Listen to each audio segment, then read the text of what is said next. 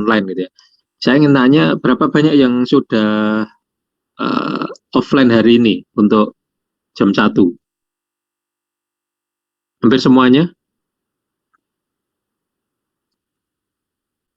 Halo? Izin Pak, untuk kalau kelas jam 1 minggu depan Pak, ada offline hybridnya minggu depan. Oke. Ya, oke. Ya, sementara ini masih online ya dengan jadwal yang sama seperti sebelumnya. Jadi jam 10 dan jam 1. Untuk kapan kelas itu akan diselenggarakan offline, nanti kita tunggu pengumuman berikutnya. Oke, kita pada kali ini akan membahas tentang uh, masih melanjutkan dari yang minggu lalu, yaitu tentang membuat komunikasi client server sederhana. Jadi kita fokusnya adalah kepada bagaimana soket itu berkomunikasi. Kemudian juga salah satu dari membuat soket adalah kita perlu membuat soket yang secure, gitu ya. Jadi bahasan kita kali ini adalah kita membahas tentang create membuat client server, kemudian client server secara secure, dan yang terakhir adalah tentang proxy. Nah, untuk sebelumnya tolong lab-nya dinyalakan dulu, lab-nya. Jadi lab yang ada di environment itu tolong dijalankan, Docker Compose dan seterusnya. Oke, kemudian kita akan bahas beberapa hal berkaitan dengan create socket. Jadi kita akan lihat dulu tentang bagaimana cara kerja dari secure socket.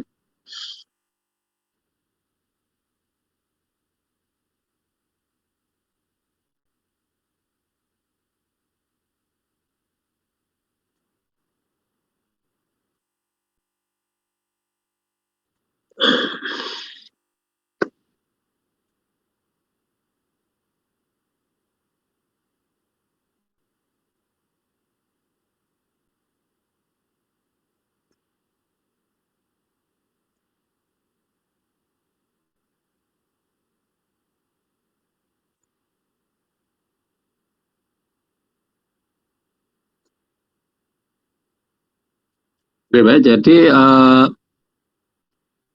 Jadi kalau kita berangkat dari mengapa ada secure socket, jadi kita kemarin sudah membahas tentang bahwa kita pada dasarnya pemrograman berbasis jaringan ini adalah bahwa kita akan membuat suatu aplikasi atau aplikasi di mana aplikasi itu akan menjalankan proses, dan proses ini akan berkomunikasi via jaringan.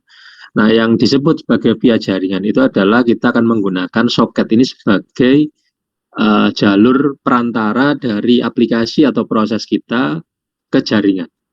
Yang dimaksud jaringan apa? Yang dimaksud jaringan adalah adanya network alamat. Jadi entitas yang berkomunikasi, contohnya seperti server atau klien yang diwakili dengan IP address dan port.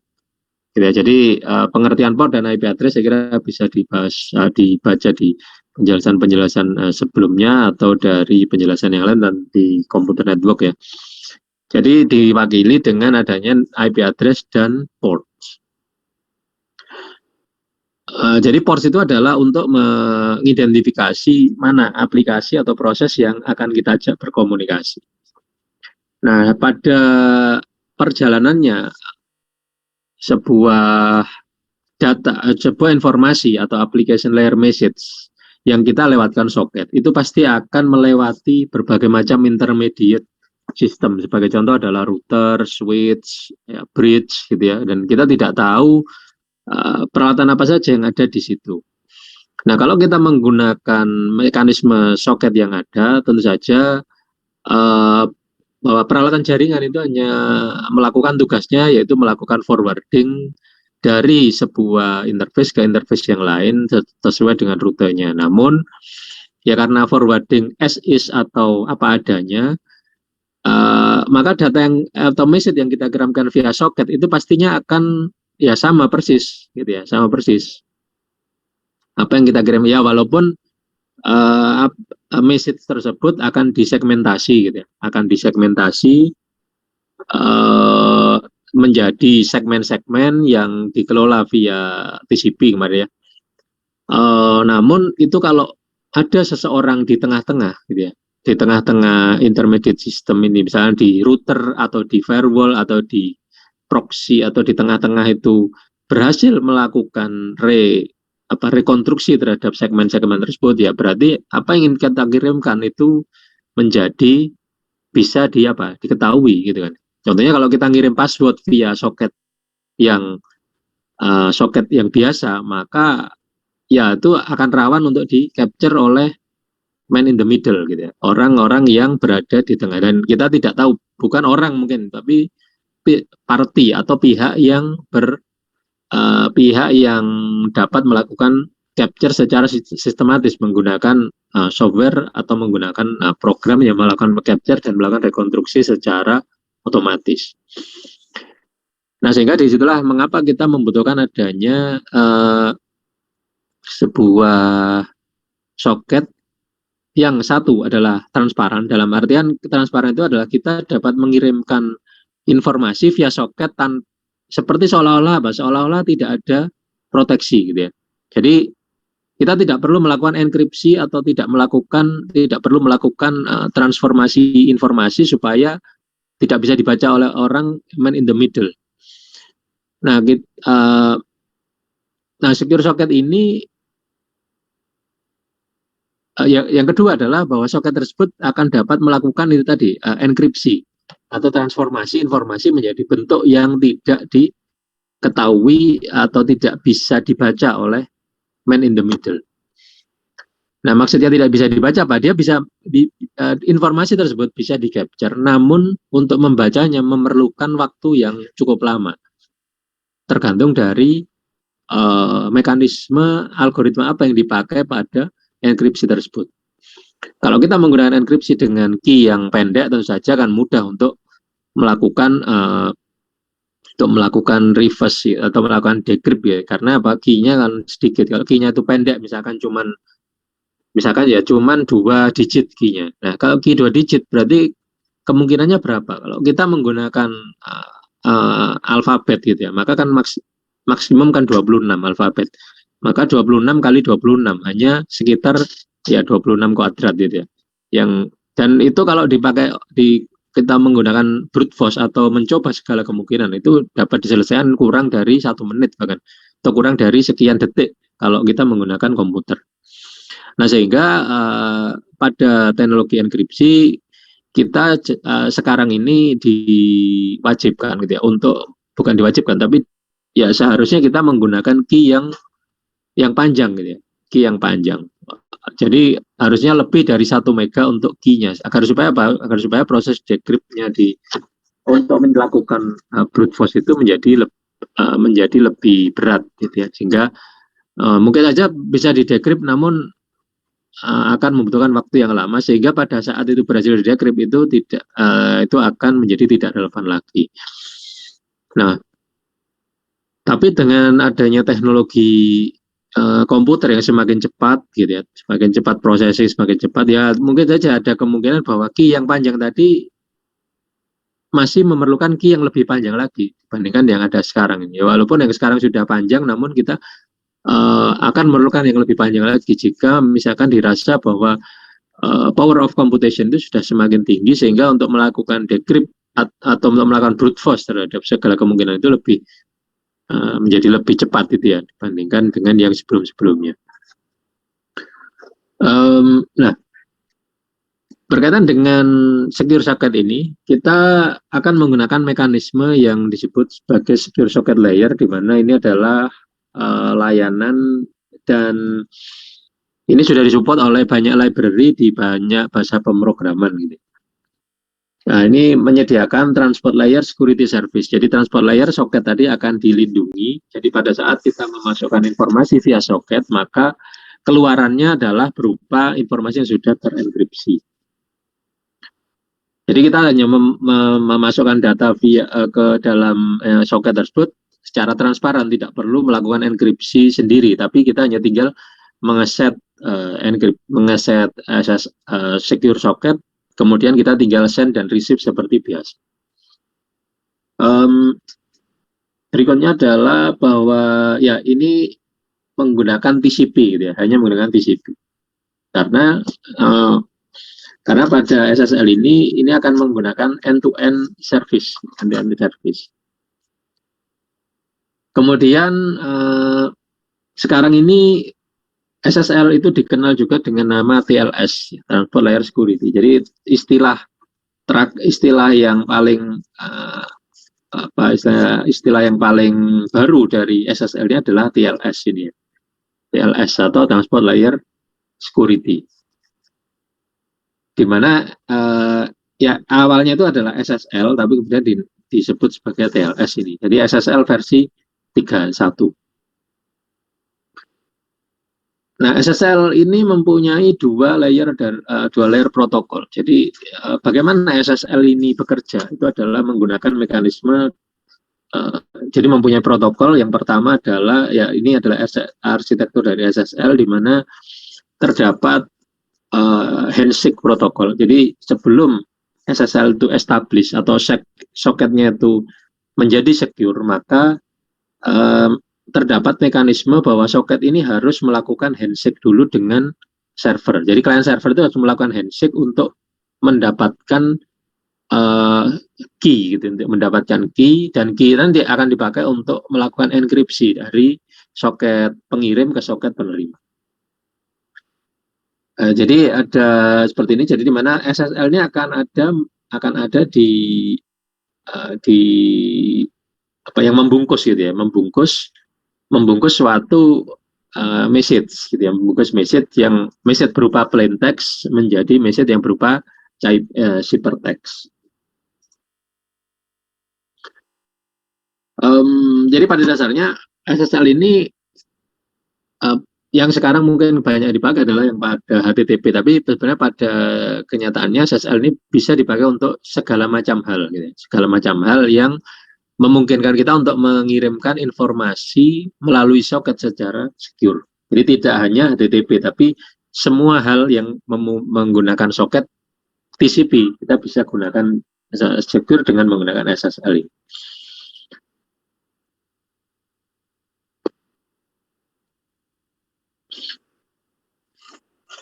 Nah, di dalam SSL ini, kita nanti akan mengenal adanya SSL Session dan SSL Connection. SSL Session adalah jadi misalkan kita punya suatu soket itu ya, maka soket itu akan punya session. Ya, sebagaimana kalau kita connect ke sebuah client server, kita akan punya port asal, port tujuan, source asal, IP asal dan IP tujuan. Jadi IP asal, IP tujuan, port asal, port tujuan. Nah, kombinasi 4 hal ini akan menjadikan satu session. Nah, session ini akan menjadi satu selang gitu ya, satu selang atau satu jalur komunikasi. Karena mungkin saja di dalam sebuah proses atau sebuah aplikasi yang kita buat gitu ya, yang jalan di memori yang kita sebut dengan proses, itu kita mempunyai banyak koneksi dalam satu proses tersebut. Nah, sehingga masing-masing koneksi tentu saja akan punya sesinya masing-masing dengan empat informasi tadi gitu ya. IP asal, IP tujuan, port asal, dan port tujuan. Itu adalah 4 hal itu yang menjadikan sesi ini unik. Jadi unik ini kemudian jadi satu sesi. Jadi kalau misalkan ada koneksi lagi, tentu saja port asalnya kan berbeda. Kemudian ada SSL connection, sebuah transient. Transient itu adalah merupakan transient itu transient itu adalah antara gitu ya, peer-to-peer communication link associated dengan satu SSL session. Nah, salah satu komponen di dalam SSL session adalah peer certificate. Ya, peer certificate, di mana peer certificate ini nanti akan melibatkan yang namanya public key infrastructure.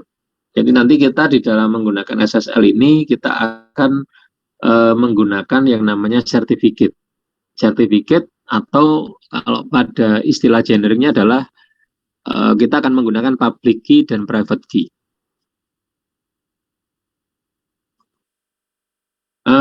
Untuk detail dari SSL ini tidak akan saya bahas di sini karena ini sebenarnya merupakan bahasan dari keamanan jaringan gitu ya. Namun ya yang perlu kalian ini kan adalah bahwa di sini akan ada yang namanya sertifikat ini.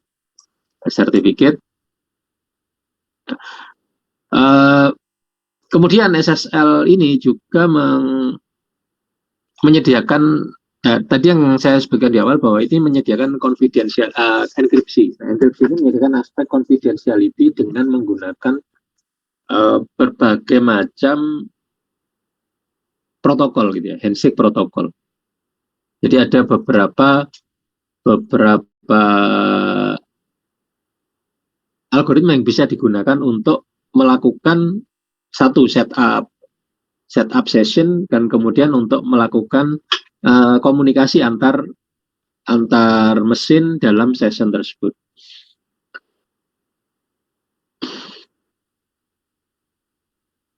Nah, jadi confidentiality atau kerahasiaan itu nanti dicapai dengan melakukan enkripsi setiap message yang dilewatkan ke situ dengan menggunakan protokol-protokol seperti ini. Nah, protokol ini kalau zaman sekarang mungkin bisa lebih banyak dari apa yang disebutkan di layar ini. Ya, jadi message itu dikompres sebelum di-encrypt dan di-encryptnya menggunakan symmetric encryption. Masih ingat ya tentang symmetric dan asymmetric? Asymmetric adalah asymmetric itu menggunakan dua key yang berbeda, public key dan private key, di mana kalau asymmetric itu kalau kita mengencrypt pakai public key yang bisa buka cuman private key pasangannya ya. Kalau kita mengencrypt menggunakan private key, maka yang bisa buka hanya public key pasangan. Itu asymmetric. Kalau symmetric, maka key yang dipakai untuk ngunci, untuk mengencrypt dan mendecrypt itu harus sama. Nah, ini perlu dicatat atau mungkin perlu diingat-ingat lagi bahwa kalau kita menggunakan asimetrik, itu berarti kita menggunakan public key dan private key. Sedangkan kalau kita itu menggunakan simetrik, maka kita akan menggunakan key yang sama untuk encrypt dan decrypt. Public key dan penggunaan asimetrik dan simetrik ya mempunyai perbedaan dalam hal pembuatan public key dan private key itu menggunakan prime number dan itu membutuhkan waktu komputasi yang cukup besar gitu ya untuk melakukan encrypt dan decrypt sehingga proses enkripsi dan dekripsi terutama juga untuk generate key pada asimetrik itu lebih heavy dibandingkan dengan yang simetrik. Simetrik menggunakan encrypt decrypt yang key yang sama untuk encrypt decrypt di mana komputasinya itu tidak sebesar pada asimetrik. Nah, jadi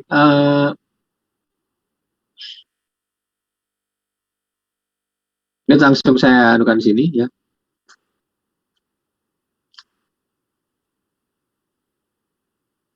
Langsung saya arahkan ke sini. Handshake protokol.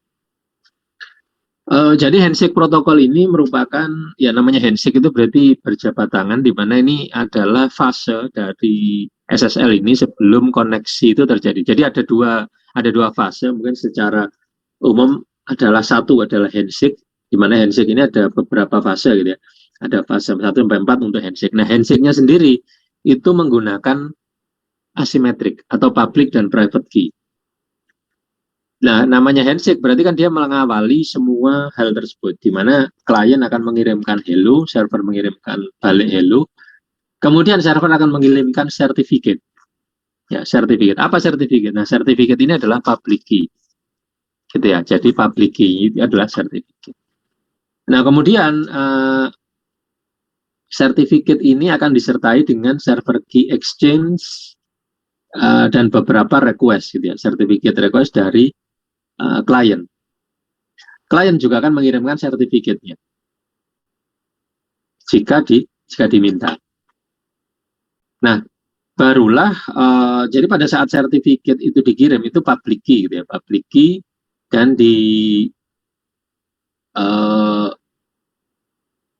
jadi public key dikirim Ya, tujuannya untuk apa public key dikirim? Agar supaya nantinya si klien itu akan melakukan enkripsi dengan menggunakan public key-nya ini, public key-nya si server. Nah, kalau klien itu mengirimkan semua dengan public key-nya server, maka yang bisa melakukan decrypt hanyalah server tersebut, kan gitu. Jadi ini memastikan bahwa untuk memastikan salah satunya adalah autentikasi dari klien ke server. Pertama adalah autentikasi, kedua adalah confidentiality dengan cara apa? Dengan cara dia akan mendapatkan namanya key, gitu ya. Mendapatkan key, session key yang nantinya akan digunakan untuk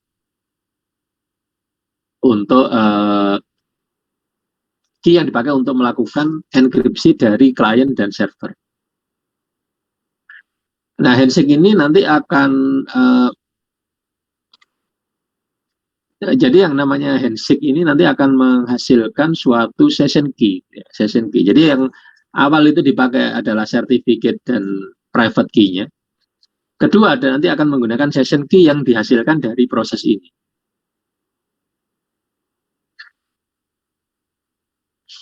Nah, kemudian juga di sini juga akan ada yang namanya key pursuit. Key pursuit ini adalah algoritma yang dipakai untuk melakukan key exchange. Kenapa key exchange ini perlu? Karena key exchange itu kan bagaimana cara supaya ya salah satu persoalan di dalam kenapa kita menggunakan public asimetrik dan tidak menggunakan simetrik dari awal adalah untuk masalah key exchange. Jadi bagaimana melakukan distribusi key dari server dari klien ke server atau sebaliknya. Karena apa? Karena session key ini kan dipakai untuk sesi itu saja. Nah, key-nya bagaimana? Key-nya adalah dikirimkan oleh server akan mengirimkan ke klien, dan klien akan menggunakan session key tadi untuk melakukan enkripsi. Jadi sebenarnya public key dan private key atau asimetrik tadi dipakai untuk melakukan untuk melakukan key exchange, untuk melakukan key exchange. Nah, key exchange itu menggunakan protokol salah satu dari sini, ya. Jadi menggunakan RSA, fixed Diffie-Hellman, gitu ya, dan beberapa hal yang lain. Tapi yang paling umum adalah yang DH ini, DH dan RSA. Dan chipper spec adalah kita dapat melakukan pemilihan chipper apa yang cocok untuk itu, gitu ya. Chipper apa yang cocok untuk itu, dan juga hash apa yang cocok. Jadi kita nanti di dalam SSL ini protokol untuk enkripsi, algoritma enkripsi itu tidak dibatasi ke satu algoritma saja, tapi banyak algoritma pilihan yang bisa digunakan tergantung dari library yang disupport dari masing-masing klien dan server ini. Ya, terdapat beberapa hal berkaitan dengan itu, ya, yang pasti bahwa salah satu juga di sini adalah untuk memastikan adanya ini ya, integrity, ya, message integrity. Jadi untuk message integrity dia menggunakan yang namanya hash, gitu ya, menggunakan hashnya menggunakan ini, menggunakan beberapa banyak pilihannya juga. Jadi bisa menggunakan MD5, ya, walaupun MD5 ini sudah agak lama, namun dia masih tetap ditawarkan di sini.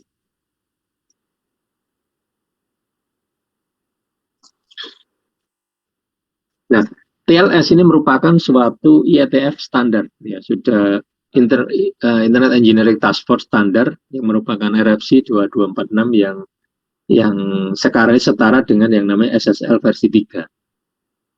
Ya, jadi yang membedakan adalah menggunakan record format, kemudian adanya padding, ya, perubahan padding, dan additional alert codes.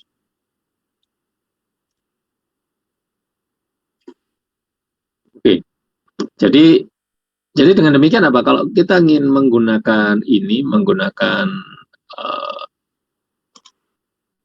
socket, menggunakan secure socket, maka kita perlu mengeset yang namanya certificate dan private key yang nanti akan digunakan untuk melakukan key exchange, gitu ya. Nah, oke, sekarang kita lihat aja di program, ya. Kita lihat di program di sini.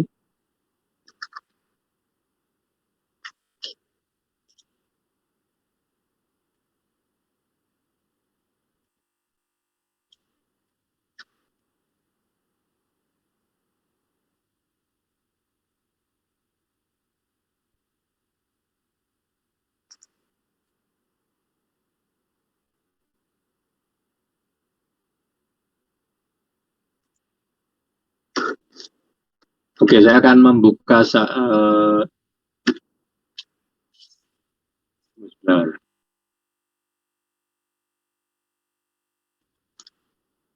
coba dibuka di Proger 1A ya. Jangan lupa di ini dulu. Jangan lupa di pull dulu ya. Di pull origin master. Pull. Oke, dan sekarang kita akan melihat di sini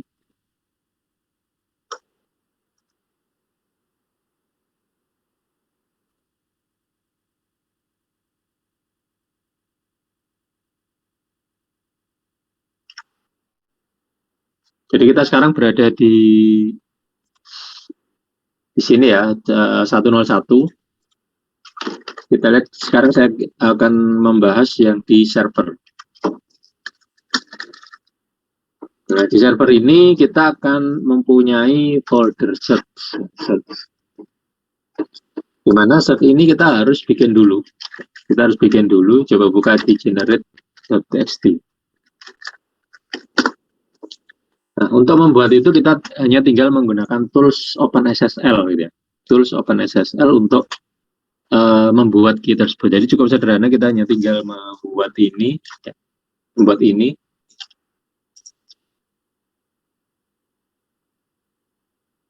Nanti akan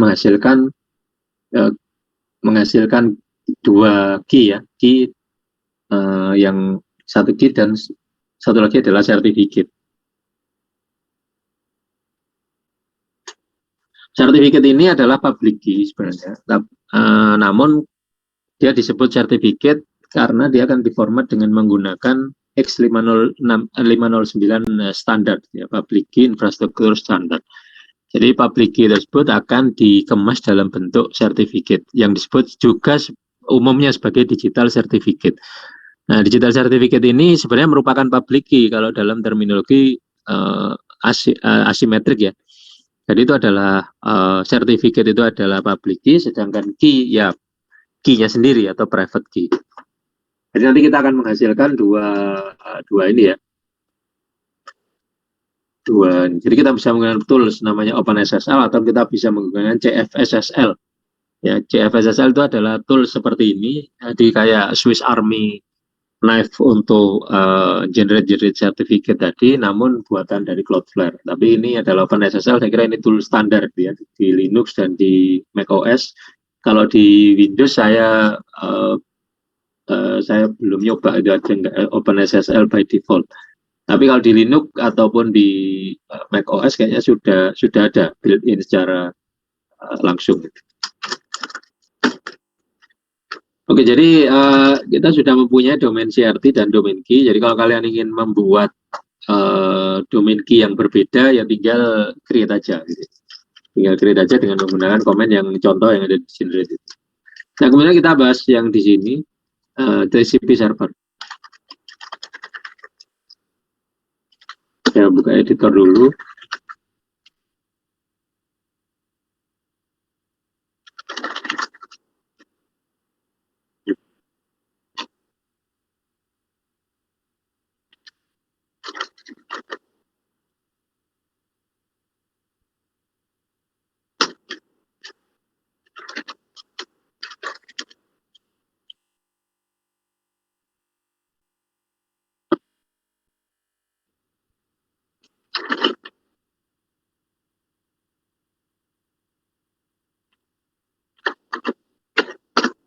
Kita yang TCP server ya. Saya akan buka pakai ini aja. Terus 1A kita bisa buka pakai editor yang ada di sini ya.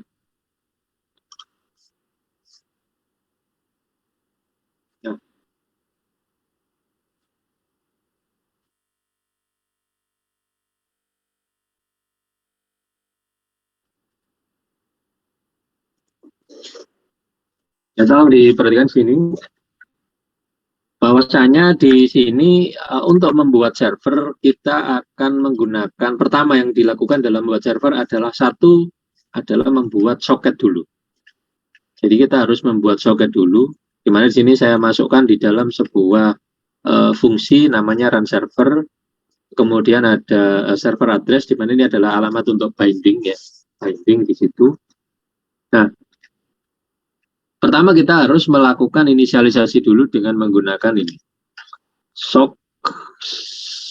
socket stream untuk TCP ya, dan kemudian reuse address agar bisa digunakan lagi, kemudian binding ya, binding, dan kemudian listen. Kemudian berikutnya adalah kita akan melakukan koneksi, di mana accept ini adalah melakukan blocking ya. Jadi akan melakukan blocking di sini karena dia accept ini menunggu adanya koneksi yang masuk. Lalu kemudian kalau ada koneksi yang masuk, maka dia akan ditampung di variabel koneksi. Variabel koneksi menampung. Pak, permisi Pak. Ya. Suaranya jadi kecil Pak, agak menghilang gitu Pak. Oh iya, oke. Sekarang gimana? Masih Pak.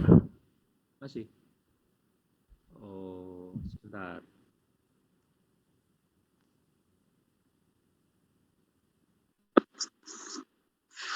Ya, masih ya, no? Sudah Pak, sudah keras. Oke.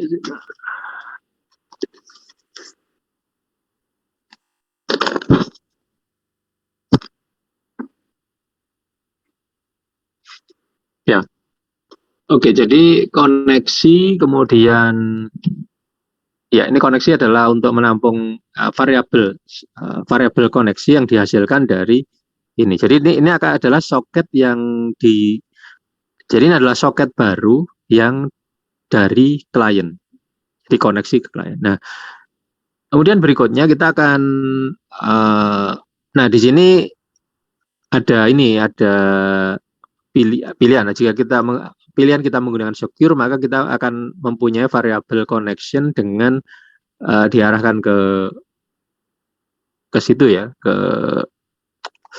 ke secure socket. Namun kita belum membahas yang secure socket tadi. Kita hanya tinggal menggunakan connection sama dengan koneksi.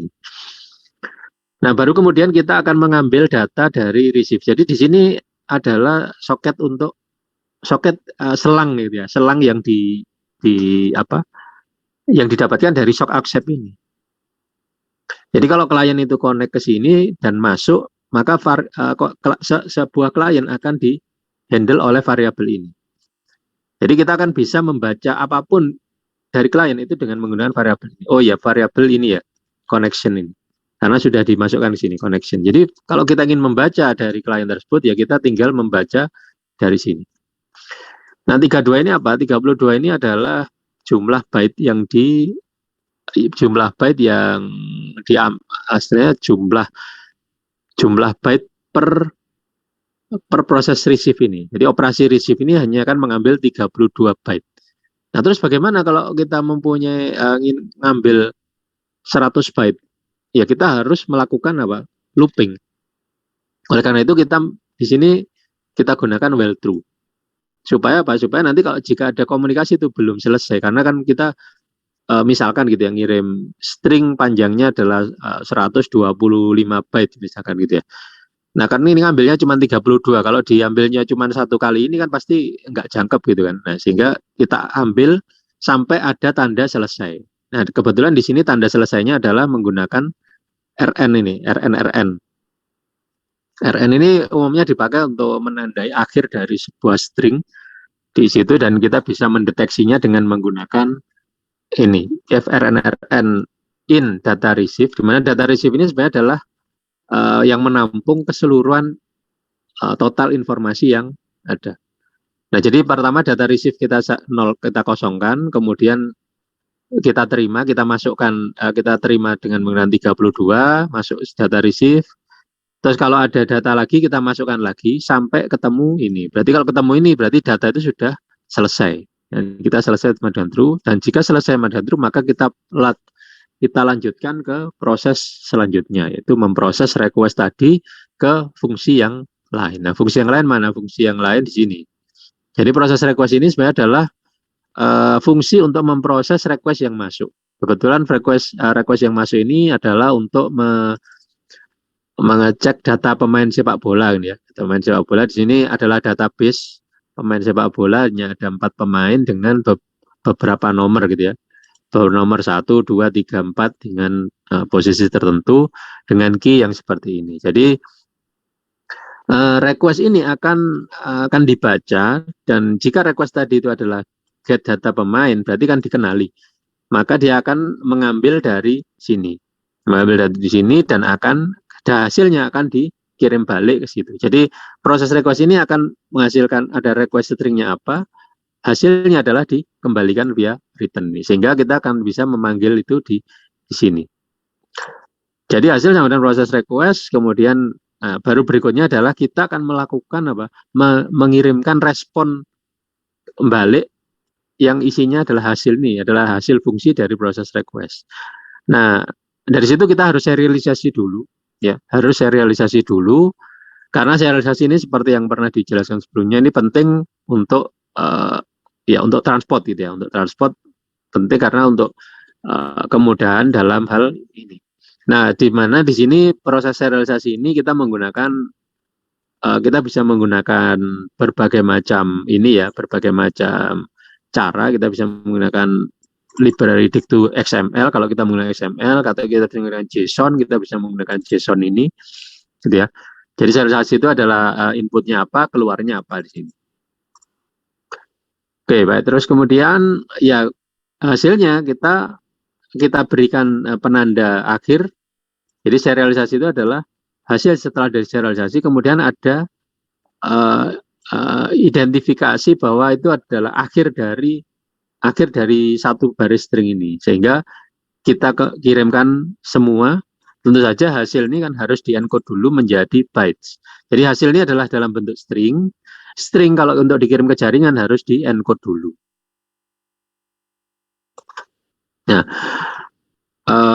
Nah, pola ini sebenarnya bisa kalian tiru, bisa kalian gunakan di berbagai macam kasus, karena sebenarnya polanya itu untuk menerima request dan mengirimkan respon itu ya tidak jauh dari ini.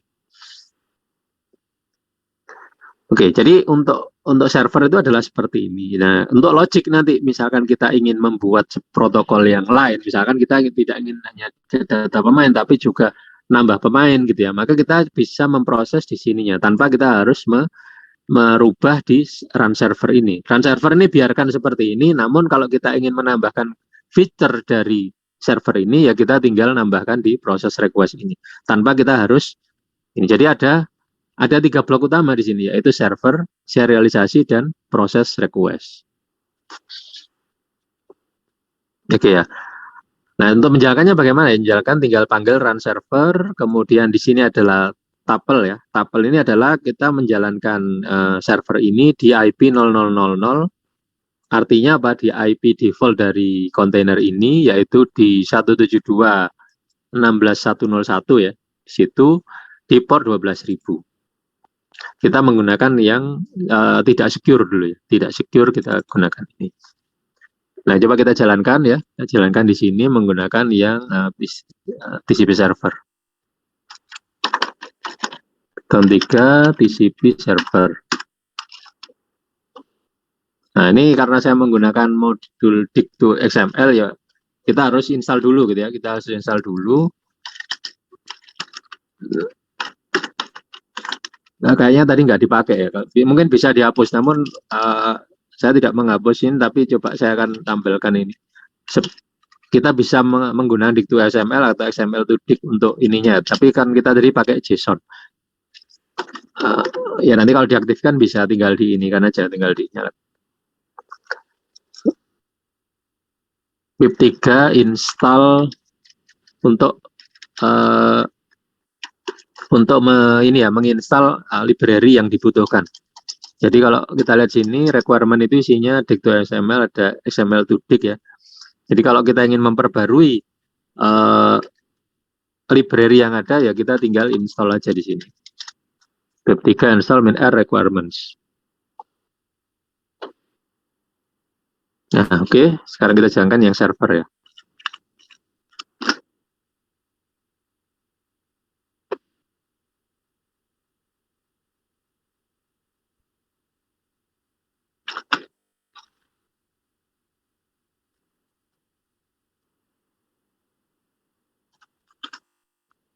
Oh, cd server side.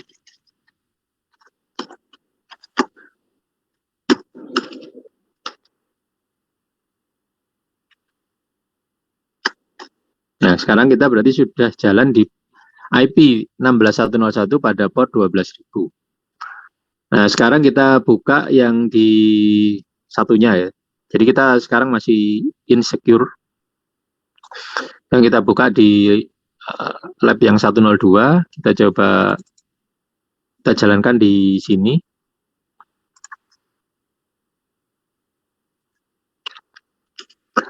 Jadi di Prokja CD work ya, work Prokjar 1A.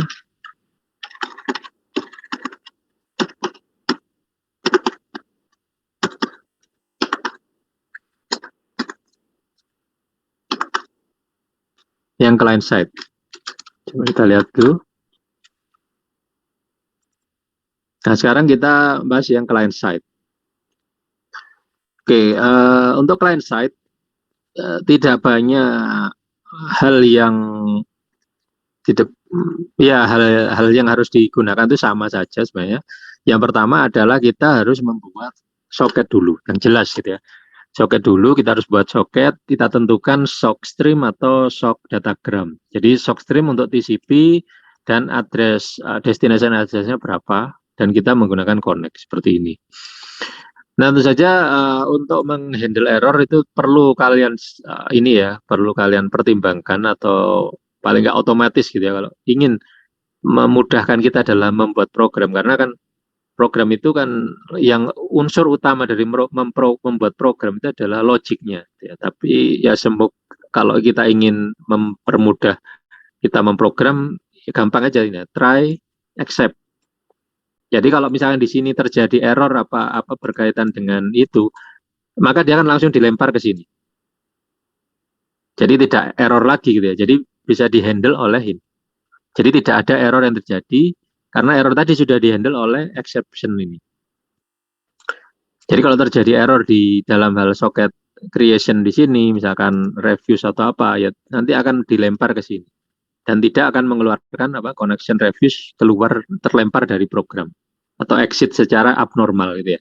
Jadi exit-nya tetap normal, tapi nanti akan muncul logging warning. Oke, jadi kita membuat soket dulu. Jadi kalau kita ingin, nah kita kan fungsi utama dari klien ini sebenarnya adalah bukan connect ke server, tapi sebenarnya lebih ke fungsi mendapatkan data pemain. Fungsinya. Jadi yang perlu kita ini kan adalah fungsinya. Fungsi apa yang kita ingin lakukan adalah get data pemain misalkan ya. Nah, get data pemain itu melakukan apa? Kita akan mengirimkan komen, ya, kita akan mengirimkan komen ke server. Komen ke server. Jadi kita buat secara general seperti ini, generik gitu ya, generik dengan ada komen, send komen, kemudian komen dan secure atau tidaknya. Nah, komen ini adalah seperti ini formatnya. Jadi kalau misalkan kita ingin membuat misalkan gitu ya, ada versi, misalkan versi gitu. Kalau gini suara saya kedengaran nggak? Halo? Terdengar, Pak. Dengar, Pak. Dengar.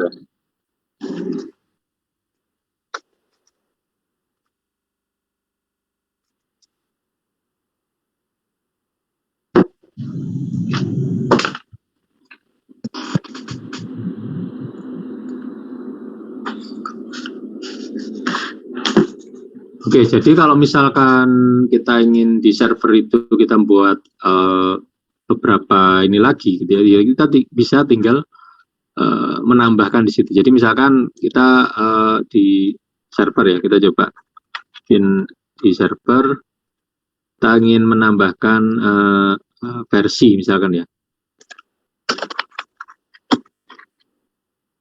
versi. dan versi 001 misalkan gini. Nah, kemudian kita akan misalkan ada komen yang kita inginkan adalah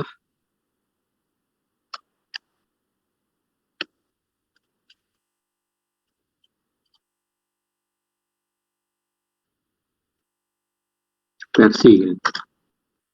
Kita tinggal manggil versi tersebut. Jadi hasil adalah sama dengan apa? Versi.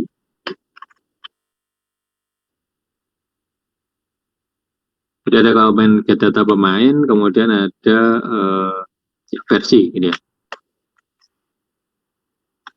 Kita jalankan lagi aja.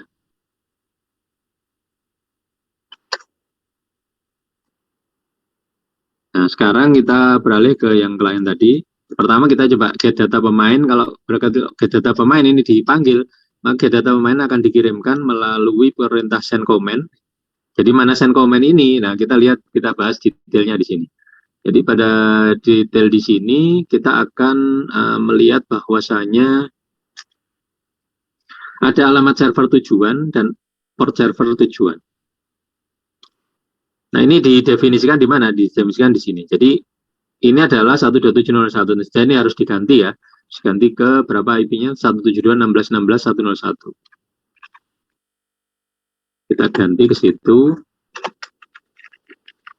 Di port berapa tadi? Portnya 12.000 ya. Port 12.000.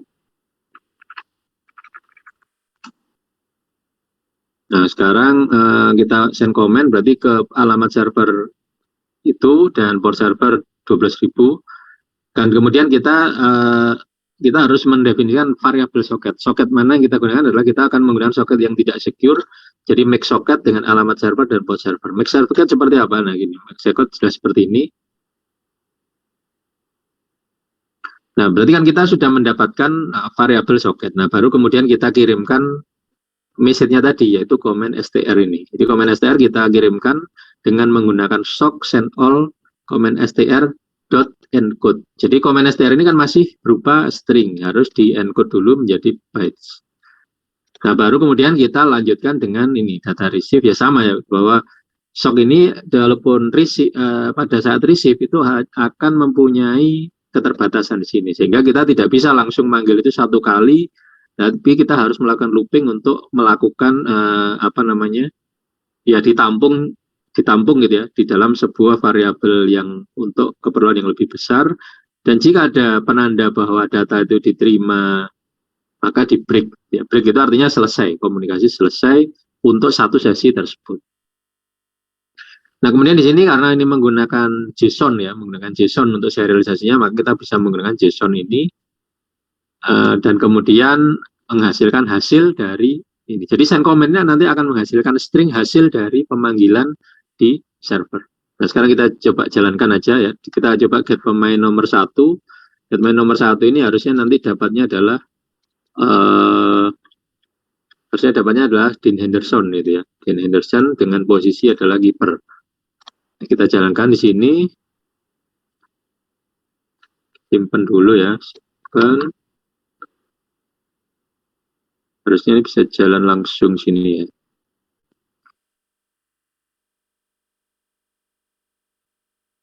Nggak bisa jalan, jadi harus jalan di sini. Kita cek dulu di client side ya. Python 3 TCP client. Nah, ini juga di sini belum ada juga.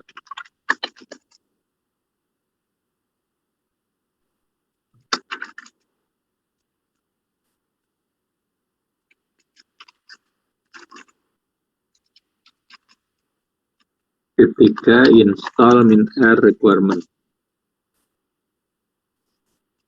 Karena ini server ini berbeda ya, berbeda dengan yang server tadi. Jadi ini sudah berada di entitas yang berbeda.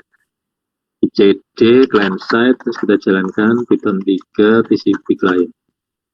Nah, kita akan mendapatkan nomor 1 adalah Dean Henderson ya, nomor 1, nomor 2 adalah Luke Shaw, dan nomor 3 adalah Aaron Wan Bissaka ini. Jadi kalau kita lihat di programnya ini, pertama adalah ini. Get data domain nomor 1,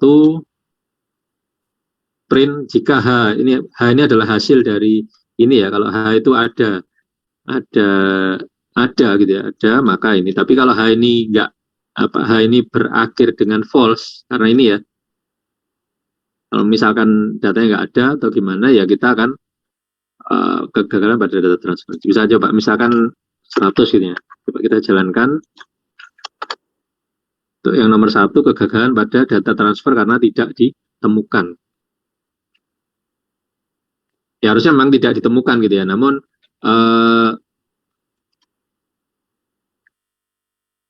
ya kalau dilihat sini data nomor 1 tidak ketemu 0 itu akan dianggap sebagai ini. Jadi itu nanti masalah anggapan saja yang mana yang mau di ini.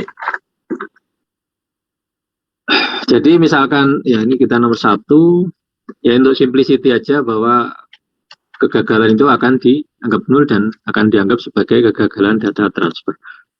Oke, sekarang kita coba masukkan yang versi tadi. Gimana cara kita mengetahui versi? Nah, berarti kita tinggal membuat fungsi baru di sini. Lihat versi. Tanpa ada argumen ya. Kemudian kita, ya pasti ada is secure ini. Kita defaultnya adalah false, jadi kalau tidak dipanggil, didefinisikan, maka dia akan otomatis akan false. Jadi kita tinggal menggunakan ini, ya, menggunakan cara yang sama di situ, yaitu bukan get domain lagi, tapi versi tadi ya.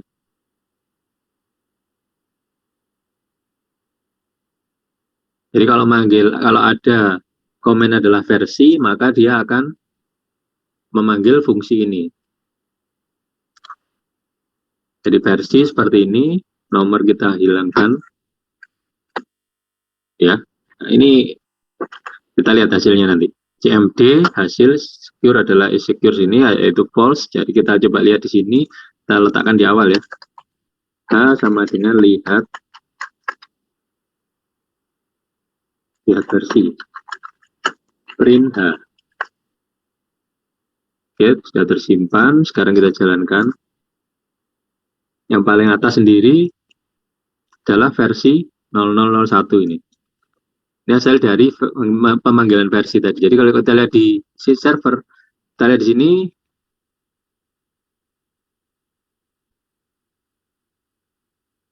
ini ya, bukan get data domain tapi versi ini. Nah ini, incoming connection, jadi waiting for connection, incoming connection from 102, port 53160, receive B versi spasi RNRN, hasil proses adalah versi 001, dikirimkan dalam versi 01 dan begitu seterusnya. Jadi ini kliennya akan terlihat seperti itu. Oke, sampai di sini apakah ada yang ditanyakan?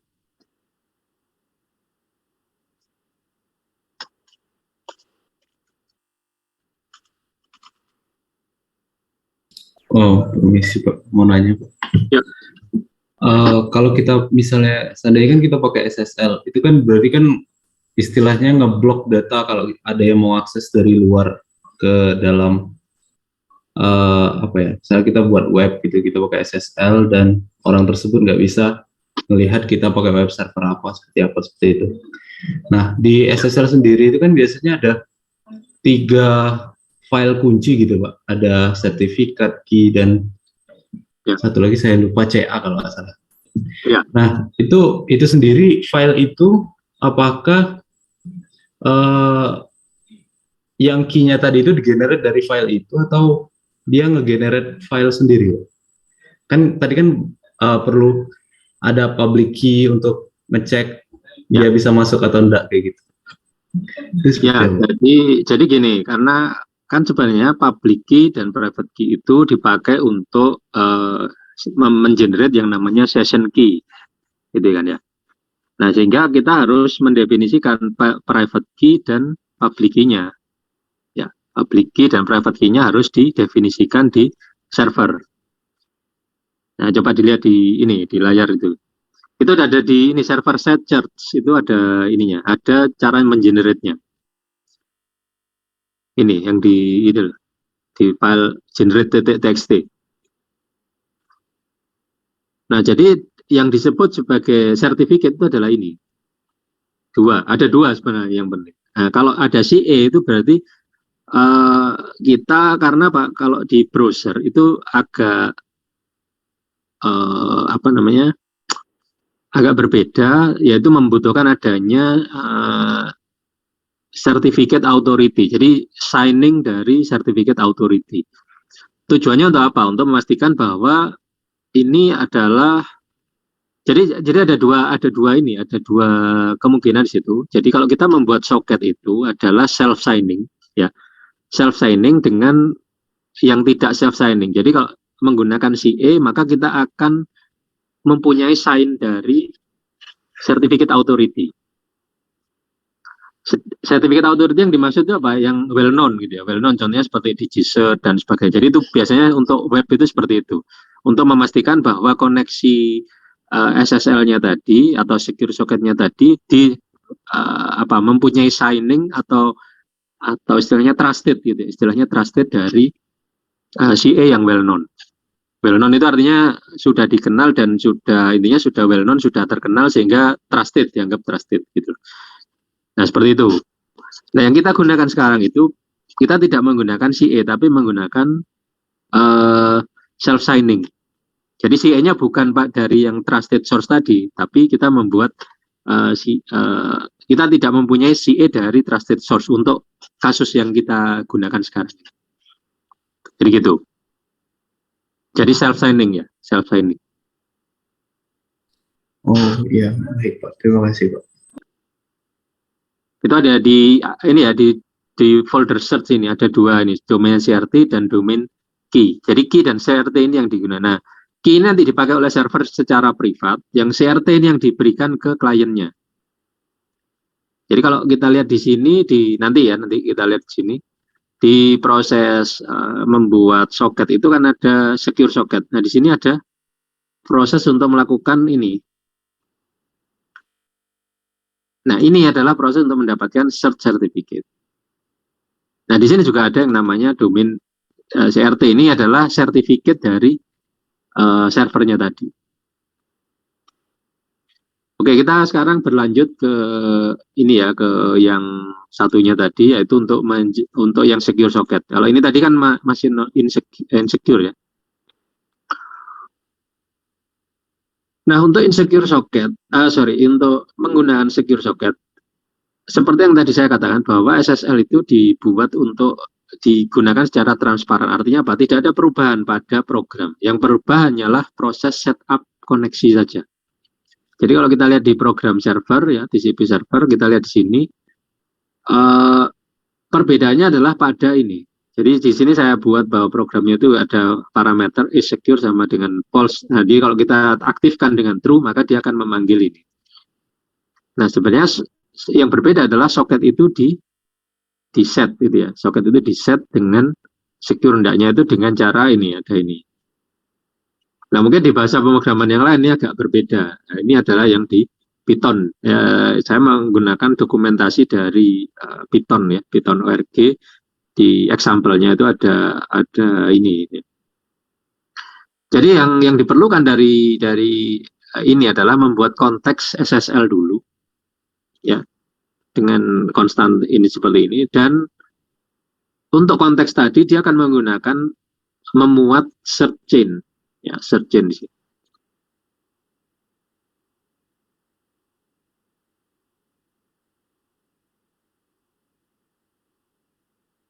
Jadi ada search chain yang mengharuskan kita untuk mengambil file domain CRT dan domain key yang di generate tadi.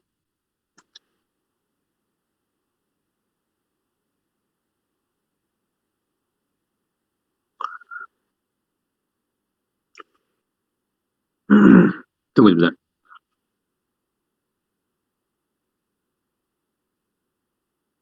Nah, kemudian ya sudah, yang lain cuma tinggal di ini saja, tinggal sama seperti yang sebelumnya. Jadi yang berbeda adalah bahwa soket ini akan mengenerate ini ya, mengenerate namanya soket konteks ya, dan kemudian nanti akan digunakan di sini. Jadi jika kita menggunakan yang secure, maka kita connection itu tidak menggunakan koneksi dari dari client address shock accept ini, tapi kita menggunakan socket contact wrap socket ini dengan menggunakan variabel koneksi yang tadi dihasilkan dari shock accept. Dan seterusnya bagaimana? Ya seterusnya sama saja seperti ini, sama seperti yang semula. Jadi cuman yang berbeda adalah pada saat kita create ini ya, create socket, dan kemudian kita create mendefinisikan socket connection dari shock accept ini, dan kita akan merapnya menjadi bentuk ke dalam bentuk socket contact yang sudah didefinisikan sebelumnya sebagai secure socket. Nah, coba kita jalankan ya, kita jalankan menggunakan yang secure. Jadi kalau menggunakan secure kita jalankan pakai true aja seperti ini, dan kita terus C ya, jalankan lagi di port. Ini terjadi error pada search chain, gitu ya. Search chain kenapa?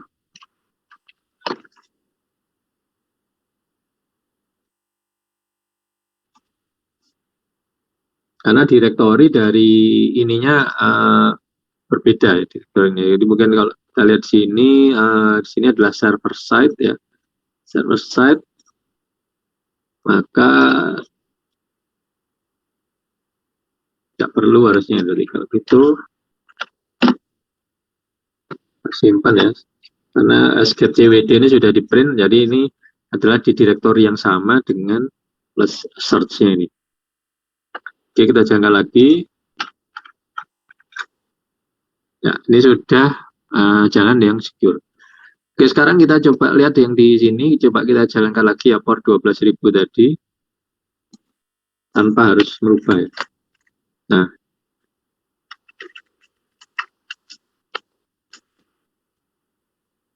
Error data.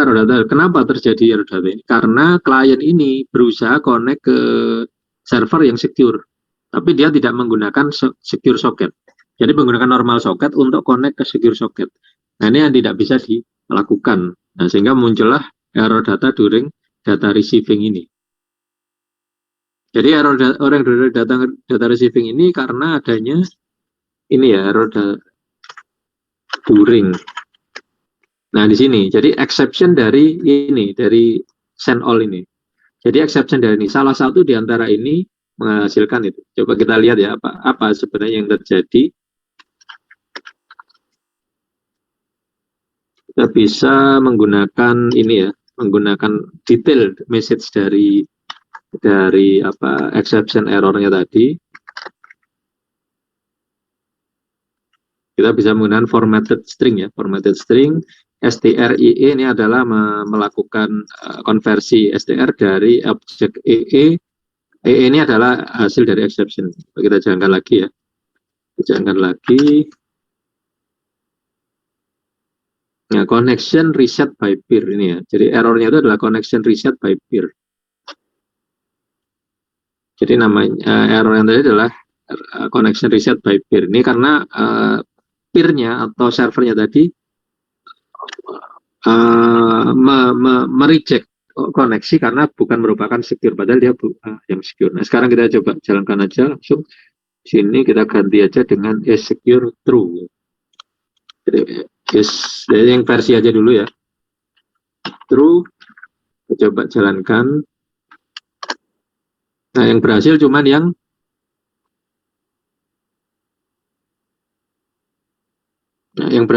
versi yang lain ya, yang lain ini ya, yang lain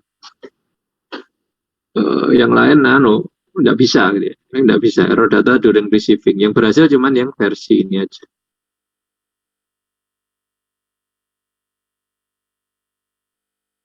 Nah, ini adalah detail dari sertifikatnya ini ya. Ini adalah detail dari sertifikatnya. Yang ini ya, root, subject, country name, ID, state, province, dan seterusnya. Itu adalah sertifikatnya. Jadi kita sebagai klien akan bisa melihat sertifikat dari servernya. Jadi memastikan bahwa server ini adalah otentik dengan melihat dari ininya. Jadi sertifikat itu sudah ada signing dari ini yang merupakan self signing gitu ya. Self signing. Tapi ini penting kalau kita ingin melakukan mengecek gitu ya. Jadi kenapa kita menggunakan secure socket? Salah satunya adalah autentikasi. Jadi supaya misalnya gini, kalian buat server, kemudian oleh pihak lain itu dialihkan ke tempat lain gitu ya, tempat lain. Nah, tempat lain ini kan bisa jadi cuma mengkolek data dan sebagainya, ya sehingga kita ya apa ya, ditipu gitu ya, mengkolek data, password dan sebagainya, nama ibu masuk ke sana, jangan itu cuman melakukan collectible. Nah, sehingga kita perlu melakukan autentikasi ya, autentik berdasarkan dari sertifikat yang dia punya. Oke, sekarang kita coba jalankan lagi di situ, kita ganti dengan yang true ya. Kita truekan di sini get nama pemain, kita save. Ya, nanti yang muncul adalah yang Henderson nomor 1 ini keluar karena kita menggunakan client server yang secure. Oke, sampai sini ada yang tanyakan?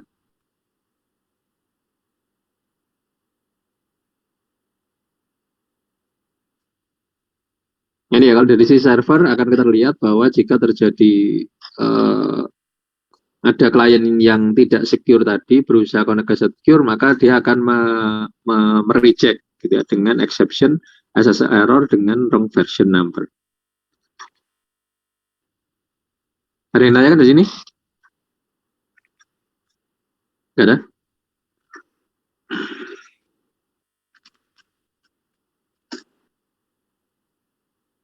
Oke, jadi ini tadi sudah saya modifikasi, jadi saya commit dulu untuk saya push ya.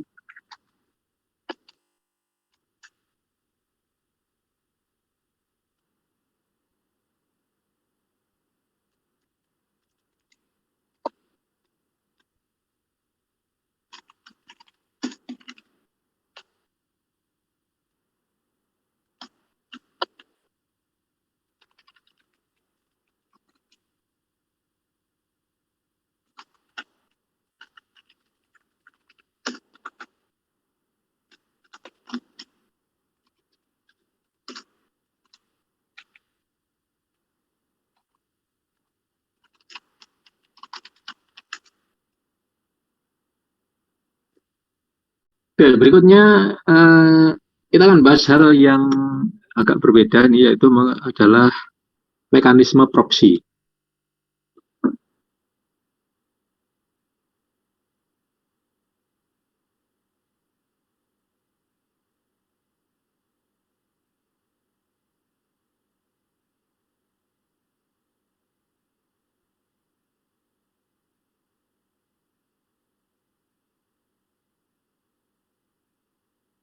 Ya, mekanisme proxy. Kita jadi apa yang disebut dengan proxy itu? Proxy adalah suatu mekanisme di mana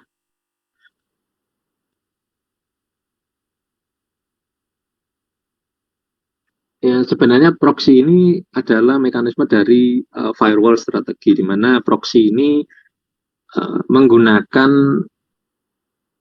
ya ini adalah intermediate party gitu ya, intermediate party atau intermediate komponen dari komunikasi client server.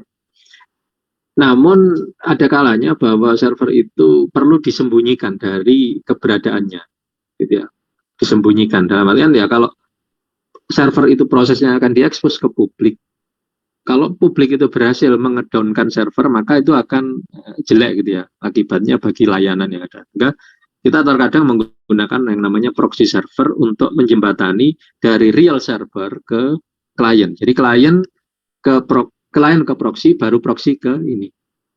Ini juga digunakan untuk kasus pada kalau kita tidak punya, misalkan akses internet gitu ya, dari sebuah dari sebuah organisasi tidak punya direct route ke internet. Nah, biasanya akan menggunakan proxy server ini. Apa contoh yang tidak punya direct route? Ya, contoh yang tidak punya direct route seperti IP private ke IP public itu tidak ada direct route. Jadi kita satu harus menggunakan NAT. Ya, biasanya kalau kita di rumah itu kita menggunakan model network address translation yang dilakukan oleh perangkat modem gitu ya, perangkat modem, perangkat wifi, MIFI dan sebagainya itu melakukan NAT. Nah, namun ada mekanisme lain yang disebut sebagai proxy server ini. Jadi ini akan berada terletak antara local network dan external network, dipakai untuk salah satunya untuk cache, gitu, untuk cache. Jadi proxy ini ada dua jenis, yaitu reverse dan forward proxy. Dan bertindak sebagai